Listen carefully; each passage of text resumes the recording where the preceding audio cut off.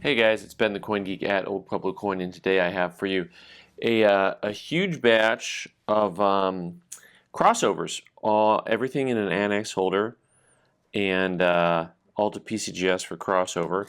First, we're going to look at the things that didn't cross. So, kind of an interesting group of coins that didn't cross here, and we'll talk about what's going on. This is actually a really large group of coins. 69 MS69 6 steps. Did not cross special mint set. Interesting. So a 69, of course. Yeah, well, listen, to get an MS69 on something, what are you going to try to fault them for missing that one? The coin seems to be as struck. Nice original piece. I don't have much to add to that one. I just, it's kind of a tough coin. Tough coin to really figure out what it is and what it should be. Did not cross this Buffalo and MS65, 38D over D, and I think another one that's I can understand the 69. I thought this coin is just a nice simple gem coin. And it sounds funny to say that, but on the 38D nickel is like the 81S Morgan. They just come so nice that sometimes they're a little bit more critical of them. But it's not like that has a face that only mom could love. That's a real pretty coin. This one will get your ire up. Here we got a questionable color on a cent, an 1860 cent. So this one is really interesting because at least they told us it's questionable color, right? And that was their whole thing. They didn't say it was because of the grade. And the coin has some interesting discoloration kind of on the center of both sides of it. So MS63, but it is kind of interesting because that the coin's been in the holder for several decades now, because it's the old ANACS soapbox. And almost all of these, I don't know, they call them soapboxes, which is really funny because when I think of people getting off their soapbox, I usually think their opinions are a little bit bigger than that. But the soapbox thing is interesting also because what is a bar of soap box look like? This is like for old people. It's an old people comment. If you've got soap, it comes in boxes this size. Seriously. Real pretty 37D. Like how I derailed myself on that last one. MS65. Well, the quarter rule, they're always going to come back a grade lower than you want.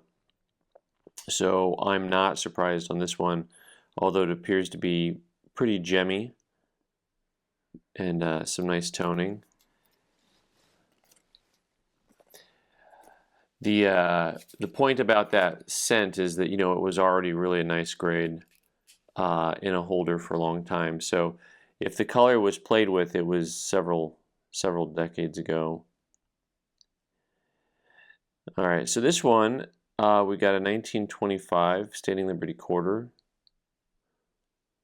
And okay, well, I see what's going on there a little bit. Just a nice uncirculated example. And it was not crossed. It was only a 63. So this one is a little bit in bizarro land for me because I just think, well, what are you doing on this coin that's not at least a 63? So you've got some spotting, like you see over her shoulder there in front of the olive branch, but is that going to keep it from being there? Well, maybe it is. Did not cross on this 43. That's a pretty coin. A 65. Well, it's hard to get fives to cross in general. It's got to be a real nice coin. And I would say that, this is a lock 4 all day long, and I can understand someone maybe not calling it a 5. I am curious, though. I mean, there's a chance that my customer may want to take a few of these and just crack them out for fun. The ones that didn't cross. Maybe not all of them, but maybe most of them. I mean, maybe crack them out and send them to NGC. I know you all would enjoy that, right? 1937. Oh, this is a tough one because the proofs, it's really hard to grade proofs. Fun color, funky color, fun and funky color, and a little bit of a spot on there. But really interesting looking coin that they had at a proof 64 red brown. I'm guessing this didn't grade because they didn't want to call it a red brown, that they wanted to call it a brown. But they didn't tell us that. They just said did not cross. Now, this is where things get weird because those didn't cross. This is, by the way, you know, there were 38 coins sent in on this batch. So it was a big old group of stuff. Here's a 12S that was graded 62 brown. Those early mint mark coins, very, very tough. Early mint mark Lincoln cents are very hard to come by. Interesting, and you know, you talk about grading. I just want to point out, you know, having an understanding of strike versus other things. Look at the word America. It's just Erica, United States of Erica. Well, you can't have America without Erica, just so you know. 62, 62. So that was right on. You know, ANACS comes in different generations of holders. Here's a 16S and a 63 brown. So, you know, you can kind of get into that if you want to figure out when things were graded based on different labels. Really nice coin. Got that little spot in the right field. But overall, you know, this is what those early S mint marks tend to look like. Get you a little bit of an idea. And so this one crossed 63 to 63. Straight cross, straight bibbity. Here we go. I'm actually gonna try to get organized as I put stuff back down. So when I go back, I don't have to worry about trying to pack it again here. Okay, so this is the blue. So the blue labels, I got a couple guys, 65 red brown, that they really collect these blue labels with this background. Like they're probably distraught if they see this. That one came out of this holder. It's like it's an earlier generation of the ANACS ones. 65 red brown straight cross. You know, it's hard to get higher grade coins to cross, just typically speaking. And by the way, now that we're getting into this and you're starting to see lots of coins that have crossed, I'll go ahead and say this is not typical. Like I've had the exact opposite of this happen with collectors and some of their stuff. This one's interesting. This is actually a newer ANACS label, 26D and a 63 brown. And I'm intrigued by this coin because this coin is super attractive in person, and you know, calling it a mint state 63 just seems a little bit boring to me. Like it's a really attractive coin, and you know, my customer may either send that into CAC, or he may consider just cracking it and trying it again at NGC. Here's a 28D and an MS64.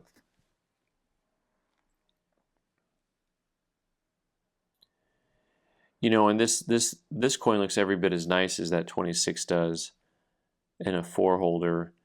You know, and if you had the two coins next to each other, you know, which one do you prefer? Now, if you like color a lot, if you like that blue color, that blue patina, you know, that 26 has something special going on there. Straight cross to that 28, on the 28 to a 64. And where do we go from here? Okay, now we're getting into some nickels. 27, MS65. Once again, you got a crossover on a really high grade coin. Remember that 38D we had earlier that did not cross, and this one they did. And super attractive. Love the little hints of blue on there. Straight cross, 65 to 65. See those little hints of blue?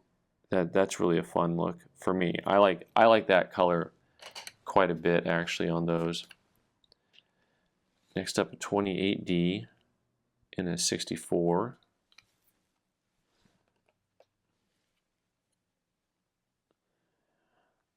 You know, and this is a coin that does not have quite the same level of luster, and you start to see with some of the different mints how they're struck up. There's these big flat spots. You know, when you talk about grading coins, understanding the primacy of the coin, how it started, what it looked like originally, and it can be really tricky because not every coin from the same mint has the same strike. Like as you learn certain mints, certain series of coins, like pennies or buffaloes or whatever, you start to learn the attributes of certain coins. This one's got the Marilyn Monroe beauty mark. That one I'm almost surprised crossed just because of the Marilyn Monroe beauty mark. Next up, we got another blue label, 29S and 64. This one's fun. This one's fun also because this actually reminds me a lot of that 26D Lincoln cent with just all the fun, funky color it's got. Kind of a pop of color to it. You know, and for a lot of people, you might not like the look on this coin. I tend to think that it looks really, really attractive. In hand, it's very attractive. It has a nice look to it overall.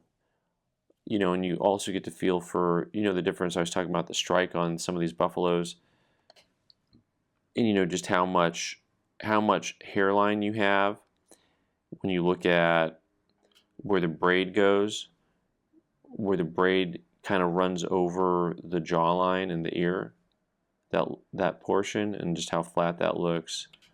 And then you look at how much detail it can have, and that's what I'm getting at with some of this understanding. 1 year apart, 1 year apart to, you know, different mints, very different. Here's a 31S and a 64, a little bit tougher coin.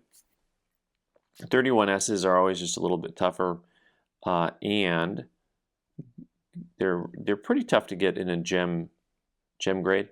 Now I will say that, see this little schmutz on the case? This is a brand new holder. That's disappointing. But one of the main reasons is these rubber bands. These were shipped with this, you know, there's contact right there, and that's what causes that. Rubber bands are terrible on the plastic, just terrible. MS65. So this is a decent upgrade actually on a 31S. That guy's actually going to be a little bit of an upgrade there, right? So that's pretty cool. You can do your happy dance now. He can do his happy dance anyways. It doesn't affect us. 42 and a proof. They call this a 66 6 steps. You know, PCGS on a proof coin from the 40s is not going to put these steps on it. They don't do that for that series. Not that I've seen anyways. This is a coin that I think probably could have used some restoration. You know, it's got a little bit of a haze to it. You know, but it did cross. And this is one of my favorite coins from the last 100 years, this silver proof. They call it the Type 2 because this coin came in the copper nickel version and it came in the silver version. And we got a little bit of plastic there. Looks like they were having fun cracking some stuff open and got plastic everywhere.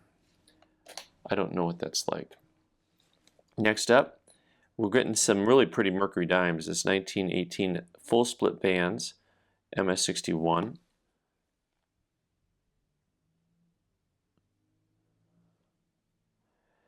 Kind of an interesting grade. I mean, I don't think of MS61s as being a grade you'll see very frequently with older coins. Also, nice full split bands, as they were saying on the original holder.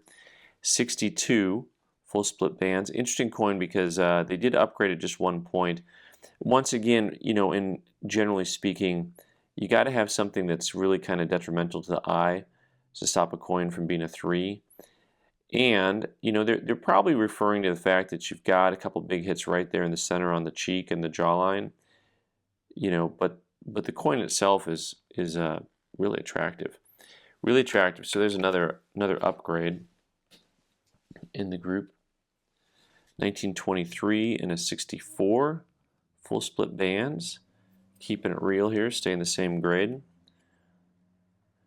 You know, and it's really funny too, there's the difference on eye appeal on coins. Like, I actually prefer that previous coin for eye appeal to this one. You know, they both have a different type of tone to it. You know, so everyone's got their own kind of feel for what they like on toning. So this one's called a 62, one's a 64. The only reason I'm mentioning that is because I like to remind people that if you really like a coin, don't get 100% locked into putting a set together by grade. In other words, we've been kind of taught, conditioned even, to collect coins by grade instead of by eye appeal. And I always think a coin with good eye appeal is going to do well. It's always going to do really well. Here, this coin is absolutely fascinating. This 1924D, tougher date coin, was in an MS60 holder, which is also a kind of a strange grade. Got the old blue label. 61. Now, I don't know what all you're thinking on this one. You guys can tell me. Because to me, if the coin was a 60 because they're worried about some hairlines or something, I don't know. I just kind of think of this, if this coin is new, which they both graded it new, it just looks like it doesn't have any of the big contact marks. So, but it also has that real thick patina to it.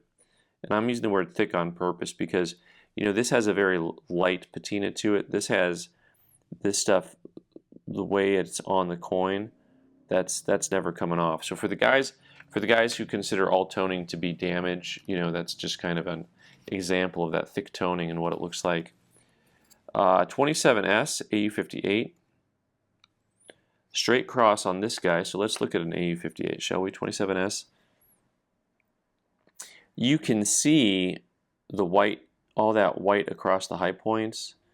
Like this, if you take one of those photos for eBay, it's like, oh, this coin is new, and then you're like, oh, no, there's that little bit of wear to it. But generally speaking, the luster will be all there.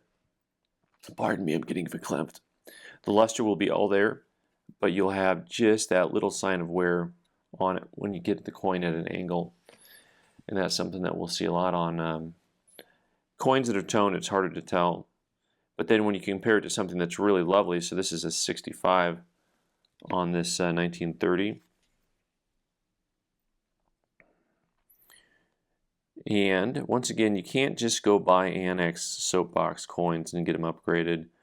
My customer was pretty picky about this. MS66. So the dime section has been really pretty good. I mean, he's got 3 upgrades on dimes right now out of this group so far. Next up, we got a 35S, some more mercury action, and a 65 full split bands.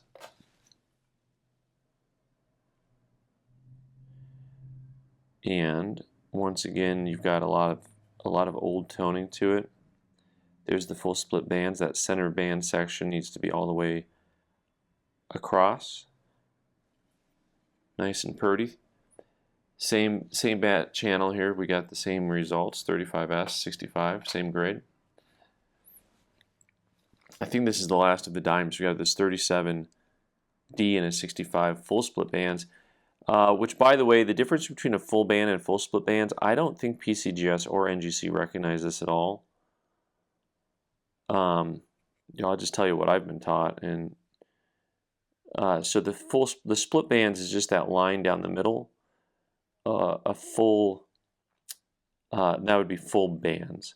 Full split bands has to do with how high the coin is struck up and whether the bands are rounded versus the bands being flat. That's a whole nother world. 65 to 65, so we've got another one that crossed over. Obviously, come on now. Let's get to some SLQs. 28D and a 64 holder. Getting back to that coin that didn't cross, that was a 63, and this is a 64 that did cross. Actually, really nice. I will say this coin has a very fresh look to it. 64 did not upgrade, but stayed the same. The goal on all of this stuff is just to get it to cross. That was my customer's main goal. Get the coins from one holder to the next. There's a 29D and a 62 holder. There's an upgrade for him. He's getting more upgrades here. So once again, similar to that earlier one that did not cross, you have a coin that is a nice original looking coin, and they only called it a 2. The ANACS people did back in the day.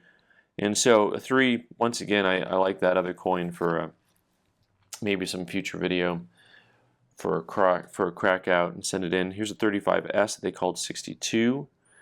62 to 62, that's fun, right? You got the agreement on the fact that the coin is not cherry or gem. You know, it's got some contact marks throughout the field on the neckline, some stuff that's popping up there. But golly, look at the toning on that. I find that pretty attractive. You know, but I used to do Washington quarters, and so the funny thing is the tone palette's the same, the color palette, I will say. Well, the color palette's the same as over here on the security strip. Look at that, right? But the obverse and reverse have the same color palette, and yet the obverse I find unattractive, and the reverse I find attractive. So, for what it's worth, everyone's got an opinion here. 1963. This is a double die obverse, MS65, MS65. So a variety coin. I'm not as familiar with this guy here. I probably don't have my 20 power loop, but I think you can see, yep. So this is the one where the R is like tripled in trust. Let me see if I can get an angle that kind of pops it. You can see the word God. You can see the doubling throughout on that one. So it's actually a pretty obvious with the loop because I used a 10 power. Here is, I think, the only other modern ANACS holder that he had sent in. This 35S and a 64.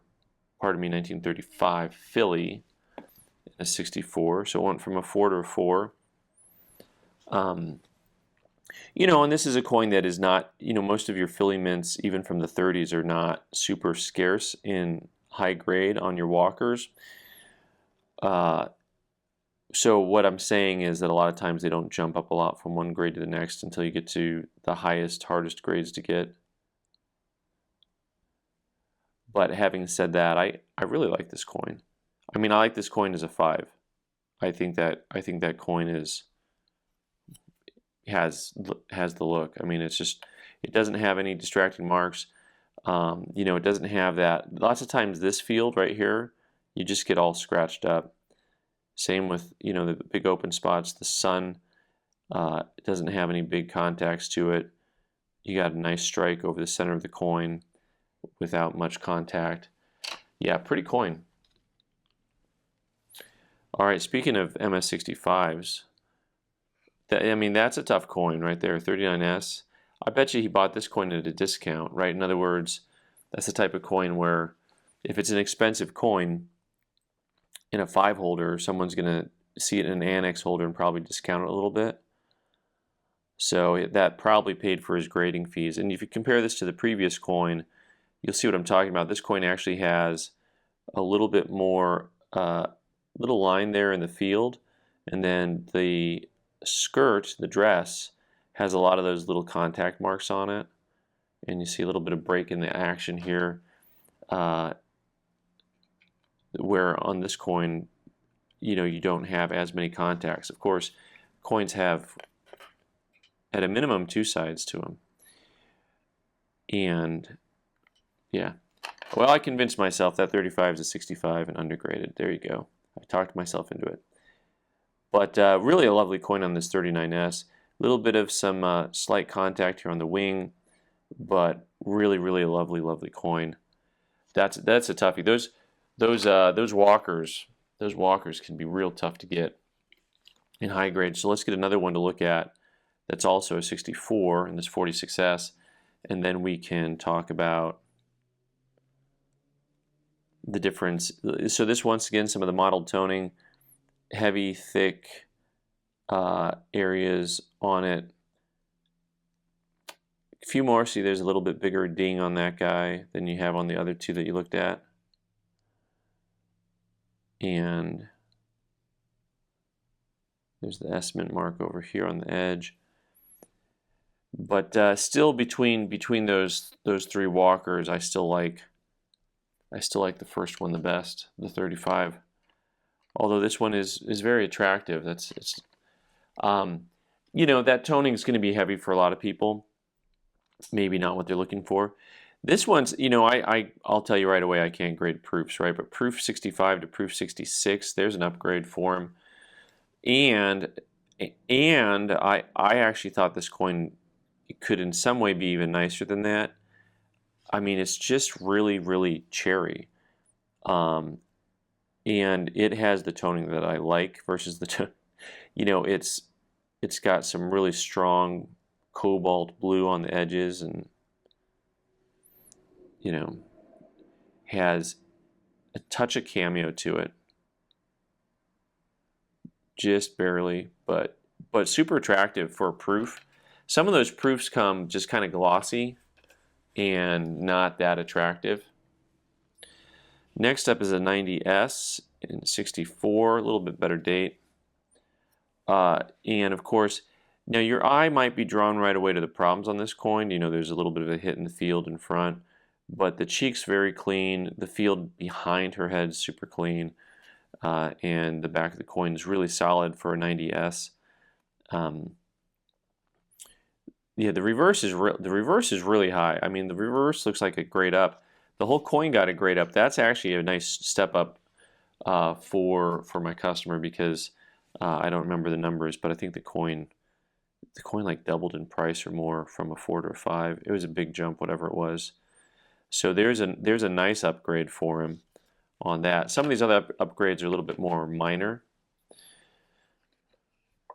Next up, a little bit better date, 99S in an AU55, AU55 to 55. So, you know, some of you got to look at some of these 55 so you get a feel. You've got that lightening of the mint luster. It's just not really there anymore in all the areas. You see it really track through the protected areas of the field, so like the stars and the E pluribus unum, the hairline, you know, in by the ears and the eyes and the nose. But then that field in between her face and the edge of the coin is, you know, there's a little bit of darkness there where the mint luster used to be, and now it's no longer there. In the meantime, it looks like there's almost nowhere to nowhere on the coin. You know, so, but AUs are tough. AUs are tough. But so this coin has just a touch of wear to it, and the luster is like half gone almost. So 55, nice coin. I think graded well.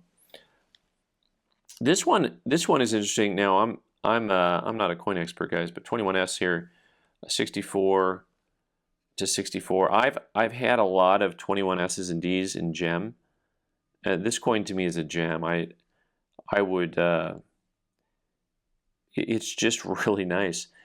The fields are super clean on the coin.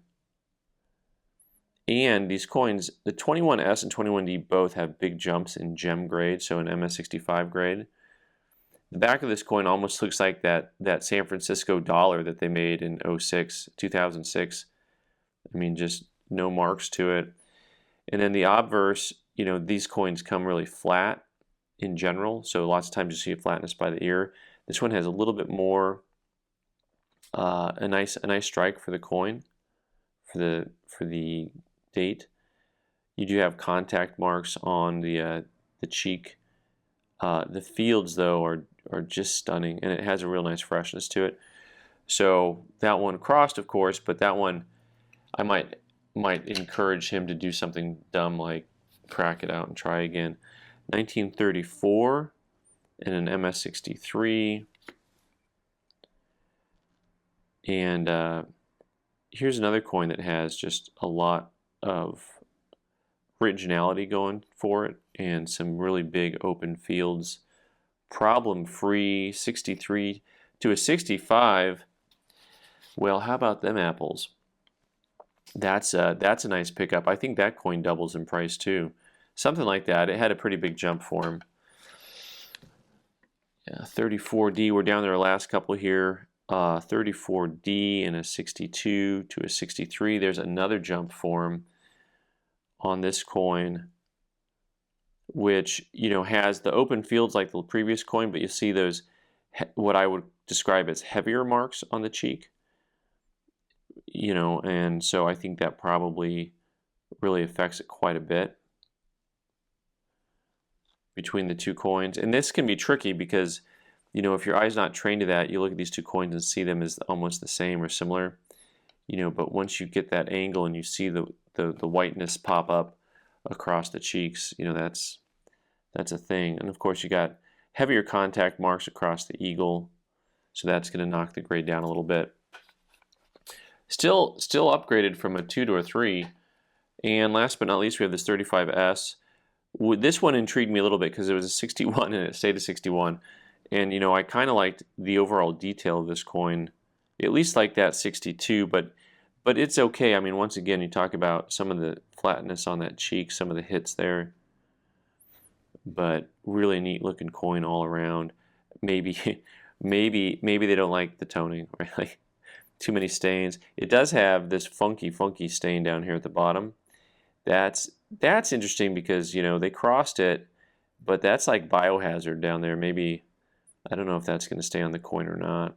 That and what I mean is if it's going to expand, is that mark going to get bigger or not, right? And so that's something to consider. Maybe they were taking that into consideration on this being a 35S. So straight grade across the board. Let's do the math, folks. So let's see here. My customer did.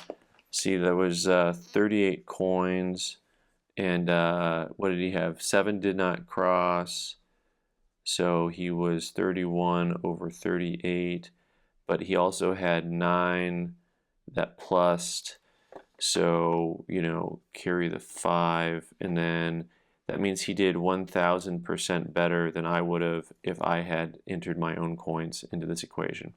Alright guys, thanks so much for watching. I'm Ben the Coin Geek. You can subscribe by clicking on the owl button in the corner and watch more videos on the right side of the screen. Thanks.